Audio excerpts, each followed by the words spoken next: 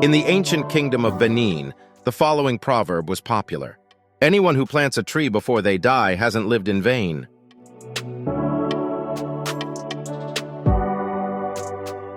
The two forces met in the eastern Nile Delta at the Battle of Pelusium in 525 BC. The Persians used cats and other animals sacred to the Egyptians before their front line, allegedly to prevent the Egyptian forces from firing upon them.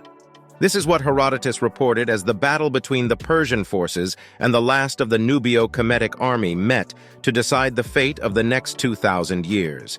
It is a perfect metaphor for the end of the ancient Egyptian civilization, one where the respect for tradition had served and sustained the civilization for 3 millennia, and in the end, it had ironically caused its downfall. This battle did not occur in the time of Cleopatra, but 2 centuries before her reign. Much has been made about the ethnicity of Cleopatra lately. In truth, when one realizes the truth of the matter, it becomes clear that her ethnicity is irrelevant. This is because by the time Cleopatra was born, it had already been centuries since the ancient Egyptians Kometu had already left. And today we will see how the location of where the Kometu went after their civilization collapsed tell us everything about who they were. Egyptologists like to say that ancient Egypt started with King Narmer, the king who unified Upper and Lower Egypt. Narmer, often called Namus, was a military genius who kick-started dynastic Egypt. Narmer and his army came from the south, which is Upper Egypt. Said to have ruled in 3100 BC, he was most probably succeeded by the king Horaha. But in truth, there are many kings that existed before Narmer, and these kings ruled over Kemet when Kemet was still spreading from its origin to the delta. This means that Kemet was spreading from the interior of the African continent northwards, towards the mouth of the Nile, where it spreads its multiple tentacles before giving itself to the Mediterranean.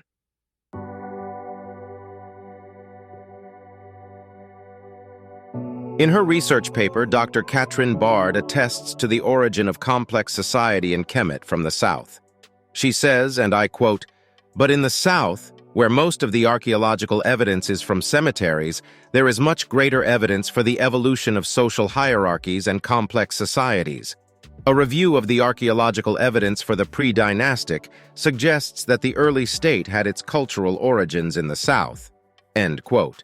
In fact, Dr. David Okener goes further and complements that argument with his own research on prehistoric Kemet between 5000 and 3000 BC, in which he says, and I quote, "The many communities along the Egyptian Nile had no political or religious cohesiveness, and the common material culture and Neolithic economy that they shared was not very different in its nature from that of contemporary African cultures." End quote. Continuous archaeological evidence shows that Kemetic civilization started in the ancient past towards the source of the Nile and merged with ancient black Africans from the Western Sahara. These Western Saharan Africans had a tradition of excellence in mummification that dates back to 6000 BC. See our documentaries on this. Links in the description. The depicted fauna, flora, the osteology, and ancient Kemetic text, genetic studies, all point to the same source of the seeding of the ancient Egyptians as being from deeper south in the continent. There is a large body of evidence on this, but we will cover this in a future video. Today, our attention is to the end of Kemet and where its people went. If you want more on the subject of the cultural continuity of the ancient Egyptians and ancient African civilizations, you will enjoy these videos from Kamjivers and Quelimika that go deep into the subject. Kemet lasted a long time, a very long time.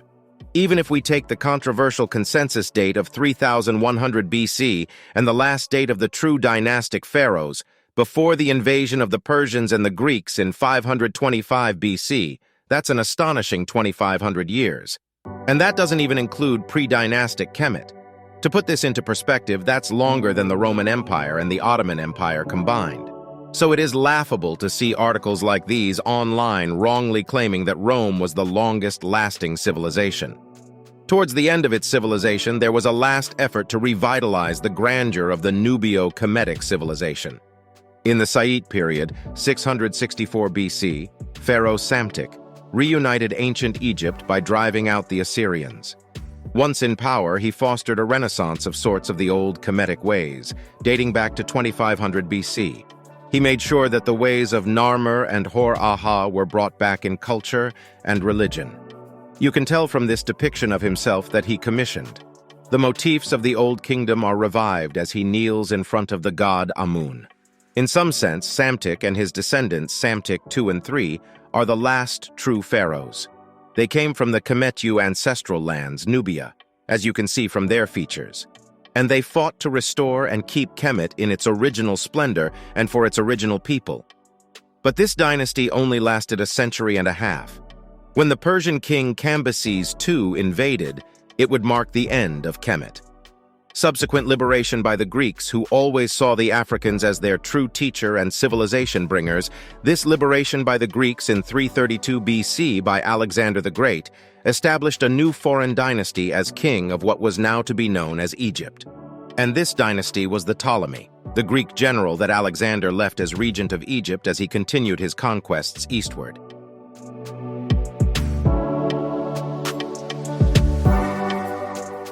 There is a telling sign that shows how foreign the Ptolemy, the Greek dynasty, was to the Kometu. Medu-Necher, the true name of hieroglyphics, translated to the writings of the gods, had remained pretty much intact for 2,500 years. When the Greeks arrived, they added 2 letters to the Kemetic alphabet, the O and the L, both letters that are not native to Kemet. And this Ptolemy dynasty is the same one that ended with Cleopatra. Here is a little-known fact. You will find that other letters such as O and V are also missing in Arabic writing. This is because Arabic writing is an inherited copy of Kemetic alphabet before the Greek invasion. In fact, even Greek writing is an inherited copy of the much earlier Kemetic alphabet, with some addition to account for their language. So, given her antecedents, Cleopatra was Greek, and she wasn't Kometu. She wasn't African. This is also clear in the, quote, Egyptian, end quote, art that became very Hellenized. See for yourself. See how it is differentiated from traditional Kometu art. But what of the true inhabitants of the land? What happened to the Kometu as their ancestral land was being raided and invaded by the Persians, the Assyrians, and the Greeks? Where did the Kometu go? In the same way that the Assyrians went back to the Levant when defeated by the Egyptian throughout ancient history, in the same way, the Kometu went back to the ancestral land and to places where people of their own liking lived. And that's pretty much everywhere south of the Sahara and Nubia. This is why ancient Egyptian genes, language, and culture can be found all over Black Africa today. That's where it started, and that's where it went back. Ancient Kemet was very aware of the Africans living in Western Africa. They referred to them as Libu. In fact, analysis of Thomas Schinder shows that people from the Nubio-Kemetic civilization complex traveled to the Lake Chad Basin and as far as Niger, Nigeria, Cameroon, and Central African Republic. Not just that, but Kemet had extensive trades with people from the interior of the continent and with Western Africans. In his paper Ancient Egypt and Modern Africa, Dr. Olumide Lucas attests that the Yoruba came from ancient Egypt. But that is not the only group who we can link back to ancient Egypt. First, it is important to understand that Kemet fell in waves, and every wave brought with it more foreigners in search of gold, wheat, knowledge, religion, and prestige.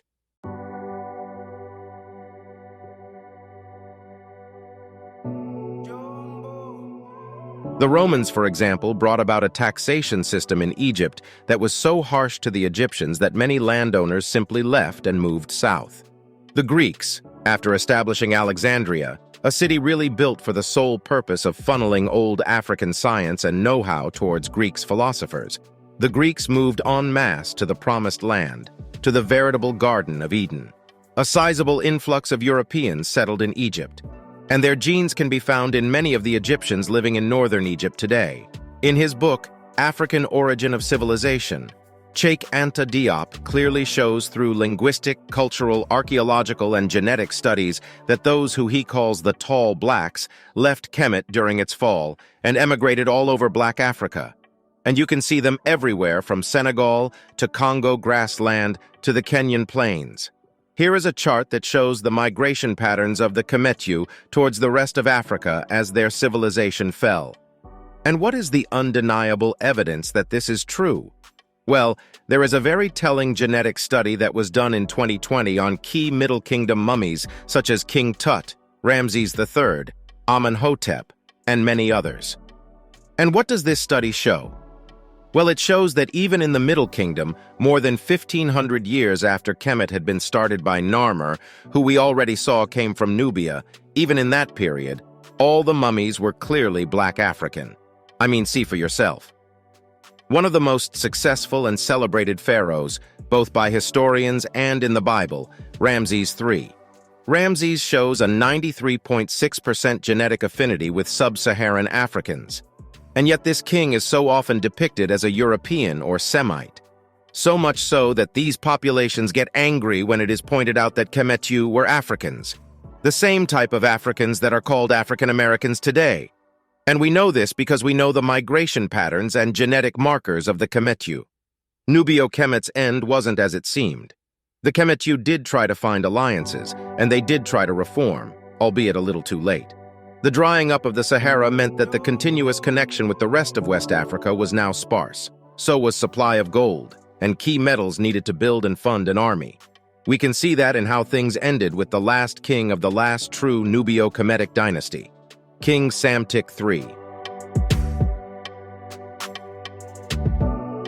Likely raised in the royal court of Sais, learning statecraft from his father, Ahmose II.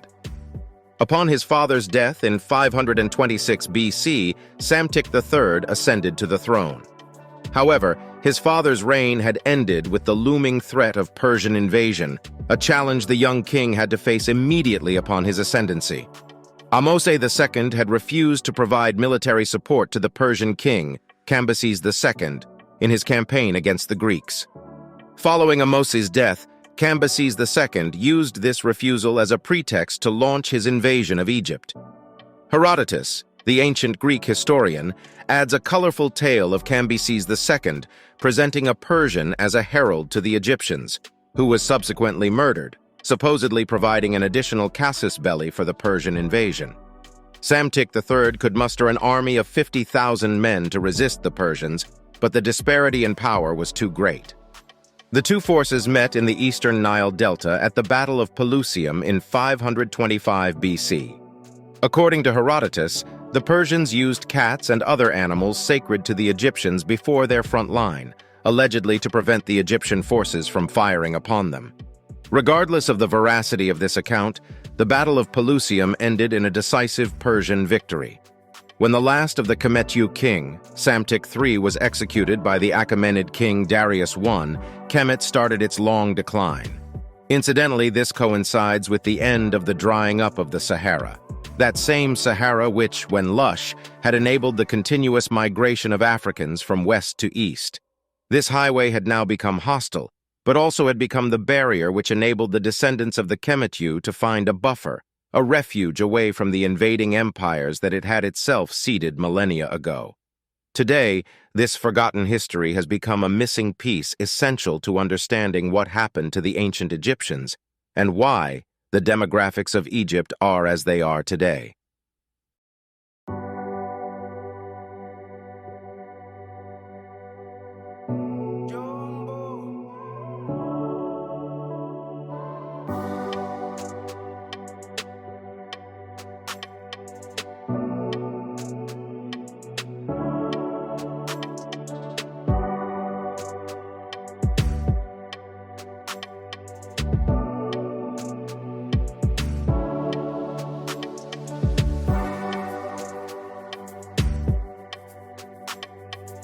Don't miss our last episode on the African origins of mathematics, from numeracy to algebra and binary calculations.